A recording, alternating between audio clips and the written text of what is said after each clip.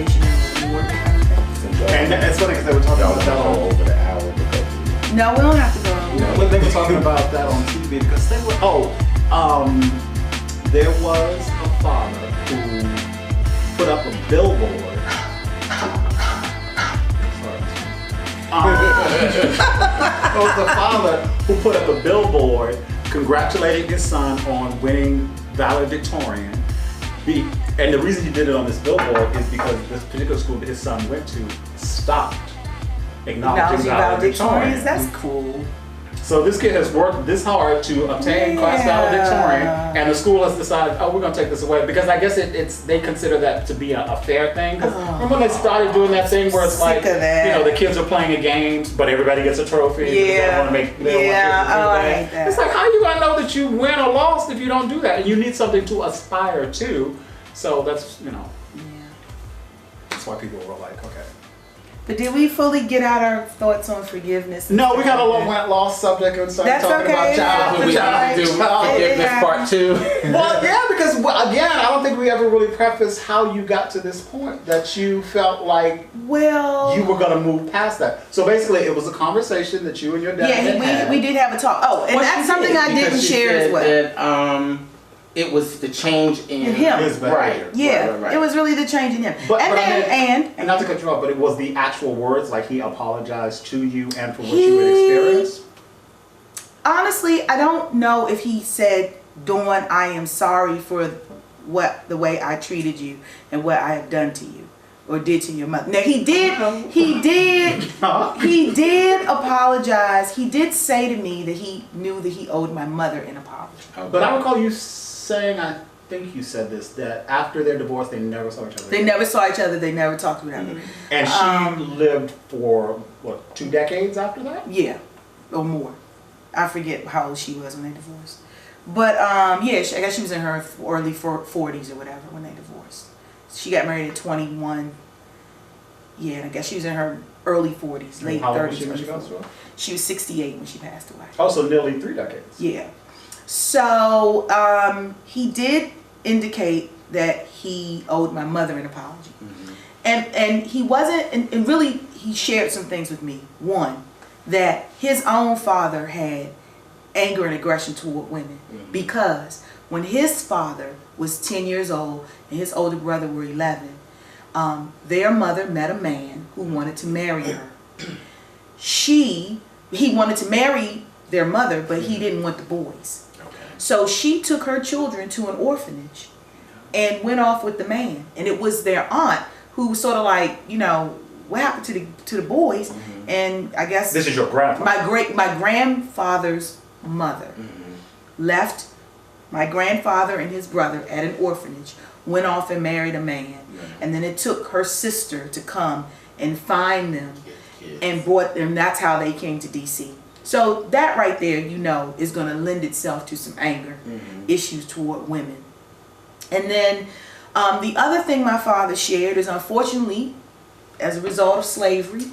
Okay. That's what I was going to ask. Yeah, as a result of slavery, that's how black families learn to relate to each other. You want to correct behavior, you beat people. Right. That's what you do. And although he understands now that was not the right and appropriate response. Unfortunately, he was like, that's what men did then. Because remember, domestic violence laws are fairly new. Right. I mean, they really may be only 20, 25 years old. Right. And then, and then the reason I also bring up that part about my mom giving as good as she got. I mean, you have to remember too, my father would beat my mother on a Friday. By Saturday morning, my mom's family from Richmond would come up, take us to Richmond. Right. You know what I mean? Drive us back down to Richmond. My mom would get herself right. And in the middle of the night, she would sneak out and take the Greyhound or Trailways bus back up here to DC and leave me in Richmond. Oh, wow.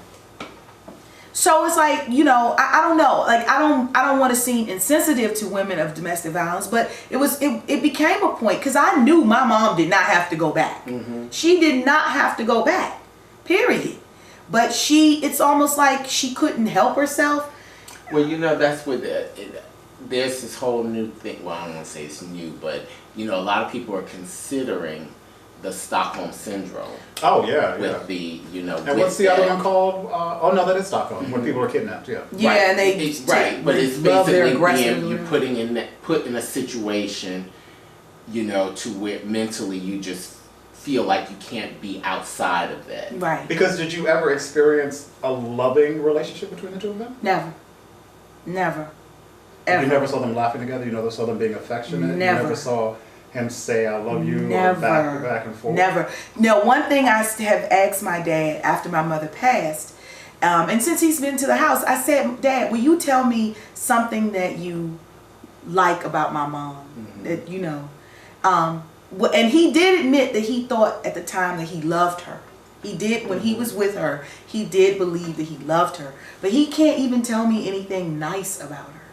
Do to you this know day. a lot of background about their relationship? Like where they met, how Yeah, they met? I mean, they met. Like they didn't get married because of you, did they? Yes, they got married because of me.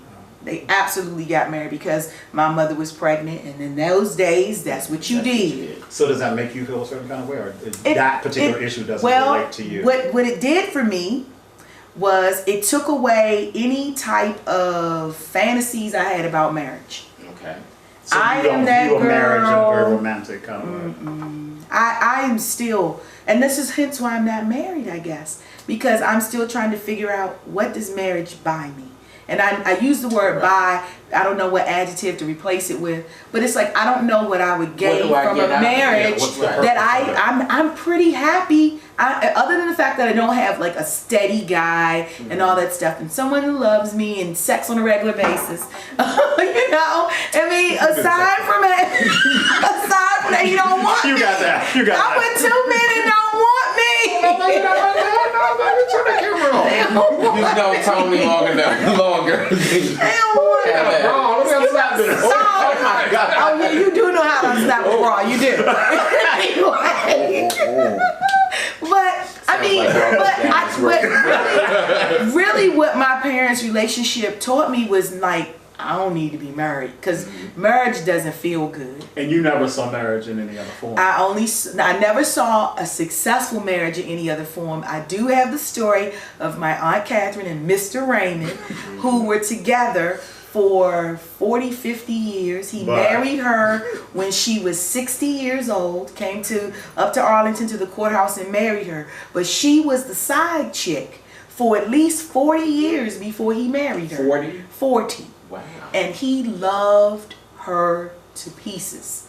And see, But he had a wife. but he had a wife and 6 kids that he wouldn't divorce. And I guess I don't know what happened 40 years after the fact. And he was like, I'm going to divorce her and then I'm going to marry you. I don't know what happened, but that's how come. So he did get a divorce. He did, yeah, because he married my aunt. But that sort of was the structure for allowing me to be a baby mama. Because when I was with my son's father, I felt like, oh, he'll marry me eventually. He'll marry me eventually. I mean, you know, I might have to wait till I'm 40 or 50, but he'll marry me eventually. But anyway, I grew up and grew to know and understand that isn't how I wanted to live. But getting back to that other issue that, in terms of, we're getting clear off topic, because the thing what the show was about, forgiveness. Hurt people.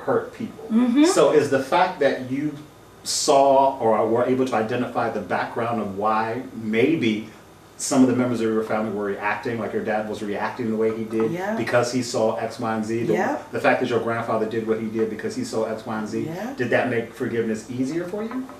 That's a good question. Yes, I guess it did, because I'm a rational. I consider myself a rational person. So you're saying if you didn't know that, if I didn't know that, I may have felt differently. If I had not seen my father be able to change the diaper of a man, and my father would tell these stories of my grandfather was an angry elderly person, and one time my grandfather got angry with my dad and put his hand in the boo-boo and tried to smear it on my father, and I was like, oh my God, what did you, because he was changing his diaper, and my grandfather had defecated on himself, and he was so angry with my father. I guess he was just, my dad said he felt my grandfather was just angry about the fact of having to have this man changing his diaper, you know, and he put his finger in it and tried to smear the excrement on my dad, and I was like, did you hit him? And my dad was like, nah, I just laughed at him. You know, I just wiped it off and laughed at him. And I thought, wow, like that is a lot of growth for my father. Because my father in his day was extraordinarily mean. He was very, very mean. And I don't have memories of like he was the type of dad, if you fell, he would like, you know, stop that fucking crying and get up. You know what I mean? Like he was like that, you know? What was your relationship like with your grandparents? I love them. They filled the void. And my grandfather especially, very good to me.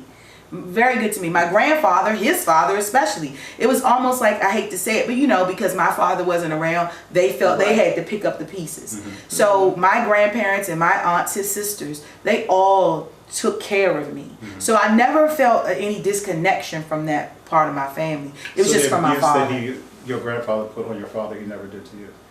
No, he wasn't. Well, he did when I was younger. Any younger moments, I have memories of stuff that he's done. But like I said, uncalled for? Yeah, uncalled for. Like things like I'm looking at your refrigerator. Like my dad didn't work for a long time. My mother was the only one working, let's say. And so he would have to watch us over the summer, me and my cousin. He would, as a punishment, if we were fighting each other, he would stick us like little kids, 4 or 5 years old, on the top of the refrigerator. He would literally place us on the top of the refrigerator. And just leave you? And leave you there. For how long? Till you figured out how to get off of it. He would do something like that. He would just leave you there. He would leave us on the top of the bed. And then you understand the danger of that though? Like the refrigerator could have fallen over. Like that was crazy. That was crazy. Who does that? Or things like, again, me and my little cousin, we were fighting. He would bang our heads together. I swear to God, literally grab us and bang our heads together and call us bagheads. You know what I mean? Blockheads, you know. So stop it, blockheads. Do you think that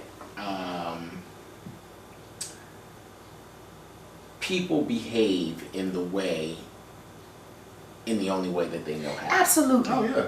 Absolutely. Oprah said that, yeah. Absolutely. Hey, Oprah girl. Yeah. Hey, girl. I mean, absolutely. Because she had a bad relationship with her mom, so she just said her mom did, how did she put it? Her mom did what she knew how to do at that time. And see, that's how and you know what, that's why, in situations why I was thinking when you were talking about your forgiveness, it's almost like accepting that this is how he knew how to behave. Yeah. He didn't really know another way. Right. You know, it's not, he didn't see another way growing up. He did. And then, you know, which is also another important point, how we have to be careful of what we display around our children. Yeah. Yeah. I think a lot of people don't know that. They send their kids off to school to learn, but they realize that their kids learn a lot from them too. Well, that's why I was looking back at I think it was another show, and I made a comment that the education of culture starts at home, not in the school. Exactly. And so we often, like you said, we leave a lot of education for the school when realistically it has to start in the home. Right. You know, we can't allow the school to teach, because that's when we have exactly, because they're not teaching you how to be a decent human being. No, they're just giving you book smarts. Exactly. Theories. So a lot of those things have to be taught in home, and you know, so just. But you know, come to think of it, maybe they should be teaching that, because not every home is providing that. So they need to teach you they should be teaching you some aspect of that. Domestic relations, or whatever. Or just how to, like for us, we teach decent life person skills. 101. Yeah. And, you know, that's what it is. It's how we go from how to deal with people, how to deal with your business. You know, all skills that you could use in life, you know, are pretty much kind of touched on to kind of help give you that, because we know that everybody is not on the same page where that is concerned. Right, but you have to also realize that some of those schools are actually taking that away from you, especially schools that are same sex. True. You know, they're not teaching you how to deal with the opposite sex, because the opposite sex isn't there. Yeah, well, yeah, that's true. And everybody's sort of like, you know, feels that, it's less of a distraction when, there are no boys there or there are no I girls like there. single sex education, I have to say. But you're right. I mean, it does, there's some social aspects to it that are troubling. Oh, yeah. And that was also a problem for me as well, that I didn't have that interaction with guys. It should probably be, or maybe it's too much for making it a law, but, if you're if you're an only child, you shouldn't be allowed to go to a school where there's only girls. Really? No. In the world, I'm just saying. I mean, doesn't that seem logical? If you like, no, it doesn't. Damn, I have to have another child so I can send my child to this co-ed school. Yeah, but if you don't have a brother, if you're a girl, well, you're a girl. But if you're a girl and you're an only child, and your parents send you to an only girls school, and that's your own. For how long? My high school was single sex. But you went to elementary school and I went to elementary and junior high, yeah, but that's different, I feel. I think junior high elementary is totally different from like when you're in the high school. And that's when you really, should be engaging with boys. But I really personally think it was the best thing for me given my background. I thought maybe that was the best thing for me because I didn't have to go through all that awkwardness that girls go through in co-ed high school. And I didn't get all that cattiness from girls, all that competition. I mean, we just didn't. Oh, there's less competition in all girls high school? I feel so, yeah, because we were uniforms. We wore uniforms. So it was like we didn't have anything to compete with other than academically. Right. And I mean, I didn't care to be the smartest kid in the school. And I'm assuming, no deference to your age, but back then, kids, I assume you didn't have the ability to personalize your uniform. Nah, I mean, well, you could maybe like with your sweater or something or your shoes. Well, first of all, I was about to say, with any school that makes you wear a uniform, you can't personalize it. Well, personalize it in the sense that, maybe I've been watching too many movies, like, you tie your thing, but you could try that at lunchtime. That's actually against the rules. Yeah, for us. So, I'll have to go into that. But for the first 4 years of school for me, 1st through 4th, I went to a Catholic school where that's what the things they used to do, because a uniform is so that everybody looks the same. Right. There is no personalization of it. So the girls used to roll the skirt up here, right. And so that they could get it above their knee, because the uniform is knee length skirt. Right. It's really long. Yeah. So. That was fingertip. Well, for a lot of people, yes, but for us, that long. For us, it had to be at least you couldn't have it above the knee. Right. That was like their standard. So you would get we would. What if your body's just?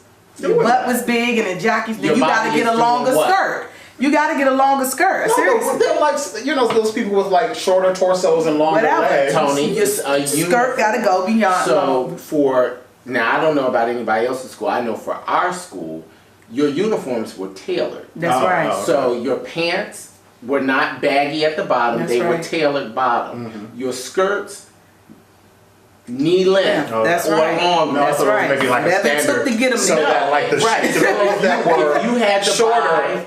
Look like bigger size to cover that butt, to make it go down over that knee. Okay. That's what you had to do. And have it tailored, that's what you had to do. That's they were very strict about it because it takes away, like you said, that competition. It's showing that all of you guys are the same. You're here for one purpose, which is to learn.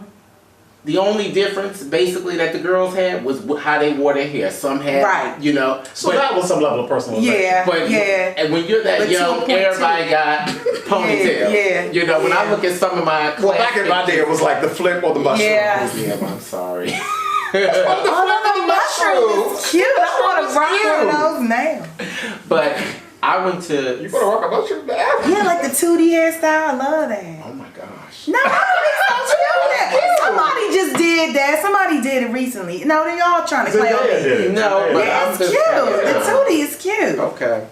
But I went to because the gypsy honest and give you a mushroom? No. Okay. For if you want a mushroom, don't go through high school. And I think that was probably the best education environment. So I would agree. Also, because it was, you didn't have the social pressure of having the opposite sex. But again, it reinforced not only the uniform. Now there we did have a little leeway. We had a school uniform, but because our headmaster was it was a prep school, so they were very focused on you are going to become, you know, a business person. A prep school. No, you said headmaster. I'm just discussing. That's what he's called. I know, but I'm silly. Oh. Grow up. I tell you, some people Grow are up. so, I'm sorry. some people are so crass on this show. Up. Let's all look at Tony and Shane.